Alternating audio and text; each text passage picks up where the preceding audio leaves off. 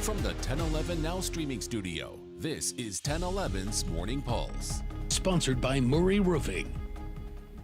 Good morning and happy President's Day. This is Craig Allison with your Morning Pulse for Monday, February 17th. A lot of news from over the weekend, so jumping right into things. According to Lincoln Police, 41-year-old Timothy C. Washington was arrested on suspicion of first-degree murder and use of a weapon to commit a felony. He was arrested on Sunday at 1:10 p.m. after pursuit in a stolen vehicle, but LPD is investigating several other incidents Washington is suspected of being involved in as well. Around 13th and E Streets at 11:48 a.m., police found a 34-year-old Lincoln man with a gunshot wound to the chest and later died. About an hour later, police said Washington stabbed a 40-year-old man in the neck and chest near 28th and Y Streets, but this victim is now in stable condition. And there's more on this story on our website, 1011now.com.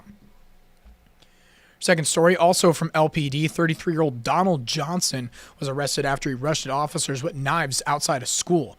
Police were called to 48th and M around 12:30 on the report of a person breaking windows. This right here is viewer video from the area. An officer retreated to his vehicle, and while a second officer gave orders to Johnson to drop the knives, he refused. Johnson was then struck by the first officer's cruiser before rushing with the knives at the second officer. In the video, you can see Johnson being tased and taken into custody. Johnson has since been released from the hospital and is facing numerous charges. Your third story, on Saturday, an officer with the Department of Homeland Security was injured in a crash in North Lincoln just before 11:30 a.m. in a driveway near Yolande and Cornhusker. The DHS officer told LPD he was trying to serve a deportation warrant. Police say the agent tried to pull the man over when the suspect took off, but then suddenly stopped, causing the agent to rear-end the vehicle. The suspect was eventually taken into custody, and a passenger in the suspect's vehicle and one of the DHS officers were hospitalized. Fourth story, the community of Seward gathered outside the city's courthouse last night to hold a vigil in honor of Jamie Hagen, the 36-year-old authorities say was killed by her ex-fiancé last week.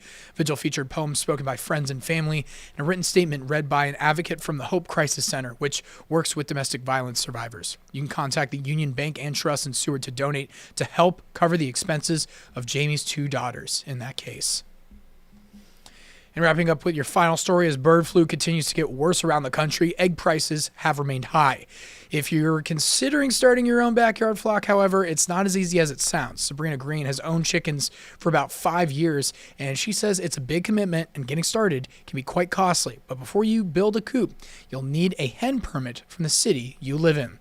That is your Morning Pulse for this Monday morning. We'll wrap things up with a look at your 7-day forecast. The snow has been coming down since 2:30, so be careful.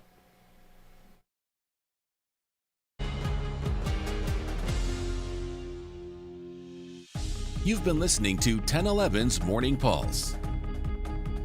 Watch, listen, stream on the 1011 Now app, on YouTube, or wherever you get your podcasts.